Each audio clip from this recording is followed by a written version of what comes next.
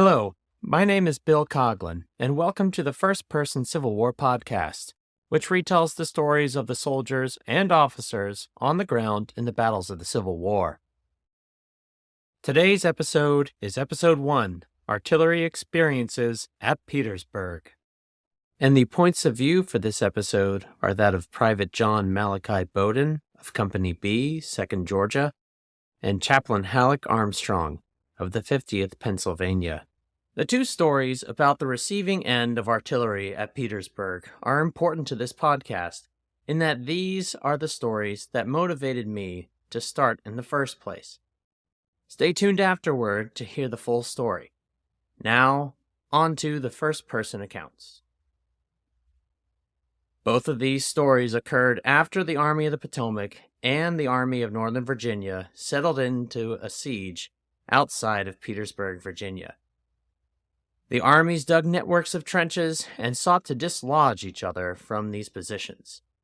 Though trenches provided a level of protection, artillery was still a real and deadly threat to men of both sides, and it had varying degrees of psychological effect on some soldiers.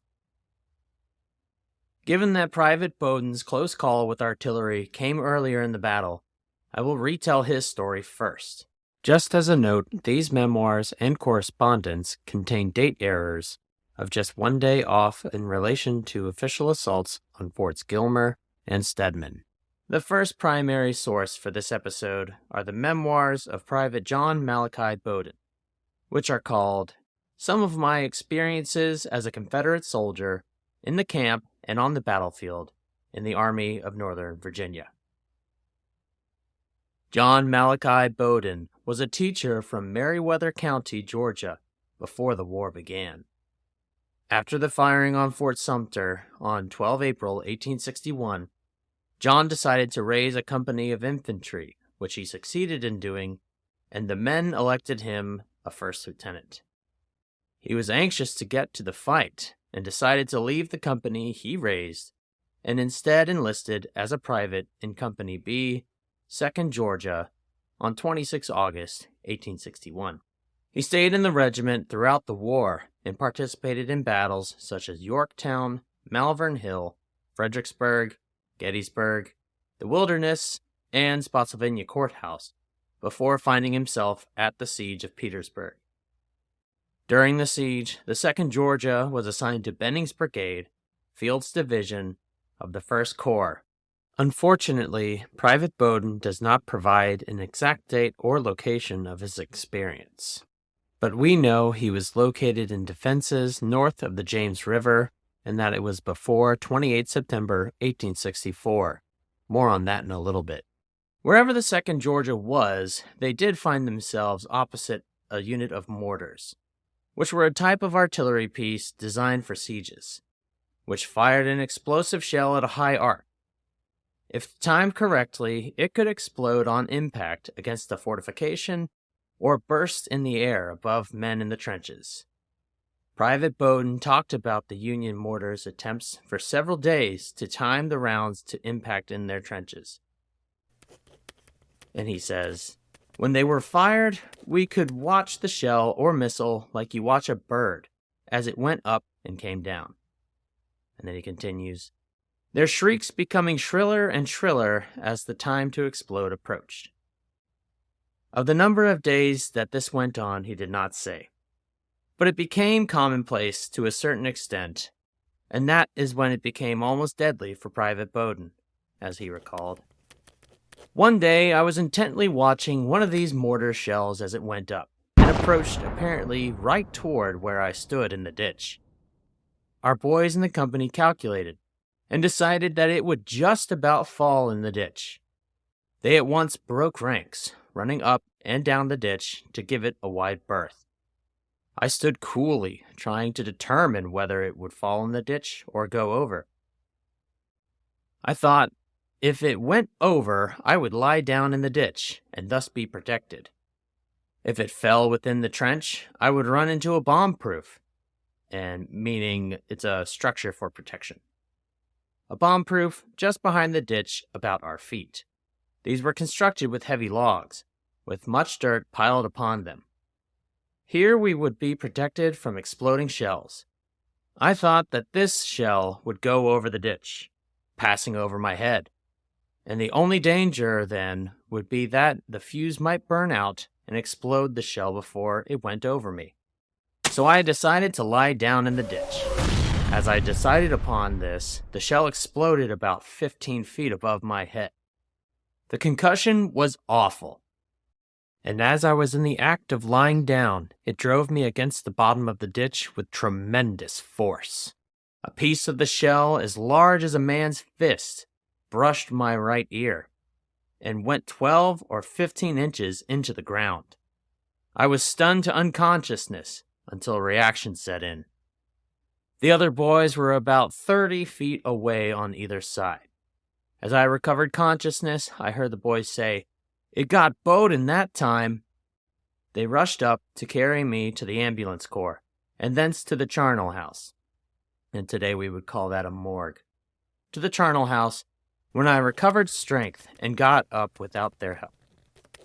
Given that Private Bowden was a veteran of several years by the time of this incident, it is understood that he knew how deadly artillery was, but still, associating deadly artillery with that of a bird and viewing artillery as a form of entertainment almost cost him his life. By late September 1864, the 10th Corps, Army of the James, attacked the defensive line approximately 7 miles south of Richmond, which included Fort Gilmer, manned by the 2nd Georgia. During the attack, Union forces gained a foothold in the fort and captured several men, to include Private Bowden. Before the tide of battle eventually forced the Union back, Private Bowden was already sent to the rear. He eventually found himself at Point Lookout Prison along the Chesapeake Bay in Maryland, where he would remain until the end of the war. After the war, John Malachi Bowden became a reverend in Georgia and started a family. One of his sons, named Whiteman, believed that his father's story should be recorded for future generations of the Bowden family. Reverend Bowden agreed and dictated his war experiences to his son.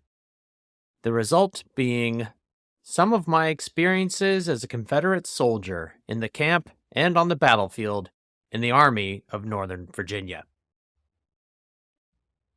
The next primary source is that of Chaplain Armstrong, who wrote letters to his wife and family, which were later compiled into a short book entitled Letters from a Pennsylvania Chaplain at the Siege of Petersburg, 1865. Chaplain Halleck Armstrong was the chaplain of the 50th Pennsylvania in the final months of the war.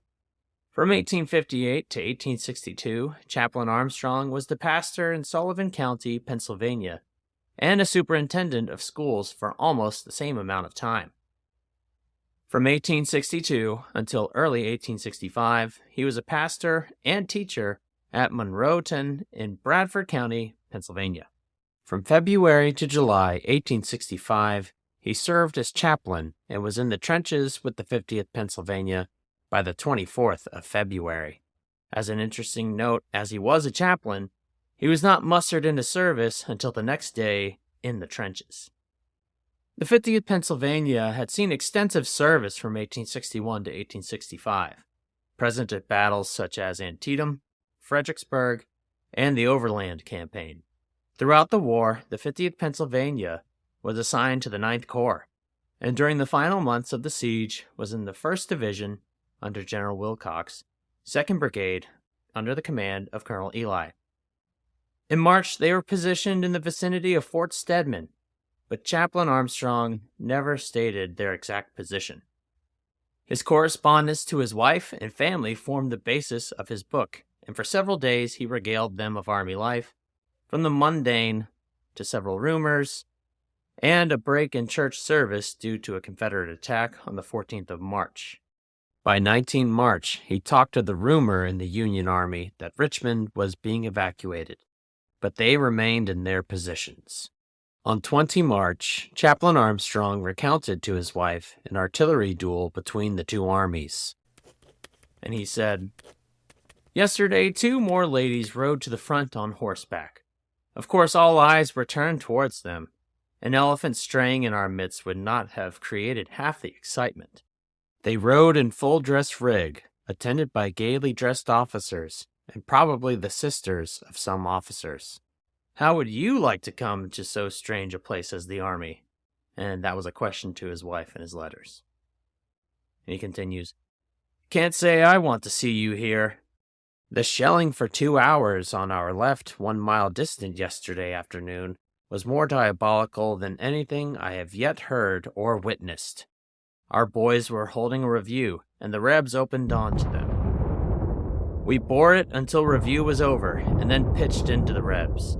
For 2 hours, a gun was fired or a shell burst as often as once a second, on a front of about 1 mile. Sometimes it was one continuous roar for a few moments. I hastened to my favorite hill in the rear, where I could overlook the panorama, and was at the same time out of danger. It was sublime. How did they pound each other? Yet, as a result of this firing, only one of our men was hit. The Rebs may not have lost much more. Old troops know how to dodge shells. Their course can generally be traced in the air, and between the flash of the gun, or even the sound, there is quite an interval. By Chaplain Armstrong's account, artillery became a spectacle to behold. Though he did have the ability to move to relatively safe places on a battlefield, he did stay with his men while in the fortifications. It is also interesting of note that the regiment had civilian visitors the day after such a heavy artillery exchange. On the evening of 23 March, the 50th Pennsylvania, along with the rest of the 2nd Brigade, vacated their positions around Fort Stedman for new fortifications approximately 5 miles north. The division's 3rd Brigade took up those positions around Fort Stedman and had the misfortune of being on the receiving end of the 25 March Confederate morning assault on Fort Stedman. The 50th Pennsylvania was not present for the recapture, but Chaplain Armstrong did arrive by 8 a.m. and assisted the wounded and dying. After seeing the effects of artillery upon the battlefield, Chaplain Armstrong had a more realistic viewpoint. And he recounted, I went to the hospital and worked as I was able until night. Our losses were not heavy, but the rebel loss was frightful. And how they were torn and mangled by shell and grape. Grape shot, in essence, turned the artillery piece into a shotgun. He continues, by shell and grape. The scenes that I witnessed and the sounds heard on the battlefield and in the hospital are not to be written or told. I cannot think of drawing the veil and attempting to hold these scenes up to your view. I can now see why sensible soldiers are so reticent in regard to the battles in which they were engaged. It is interesting how the psychological effect of artillery can change just by getting closer and seeing how it can mangle a human body.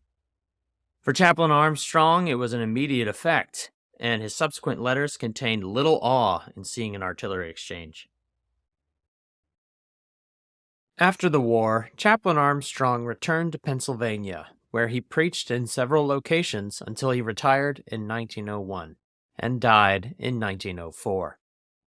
Halleck F. Raup edited and published these letters in 1961, which became one of the books for today's episode, entitled Letters from a Pennsylvania Chaplain at the Siege of Petersburg, 1865.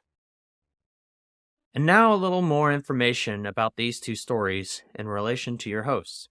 While selecting topics for my master's degree thesis, I landed on the psychological effects of artillery at Petersburg for my second topic. I ultimately opted for my first topic, which was recruitment of the Irish Brigade during the Civil War.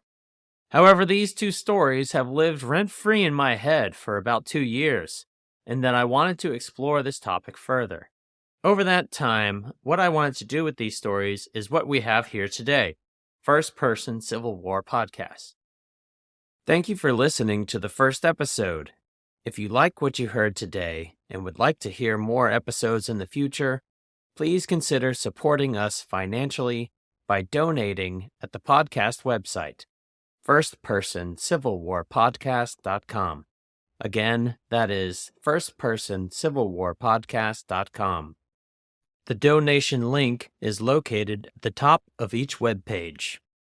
While there, you can find information on where I found these first-person accounts, other source material, and links to further episodes of the podcast. That is all I have for this episode. My name is Bill Coughlin, and thank you for listening to First Person Civil War Podcast.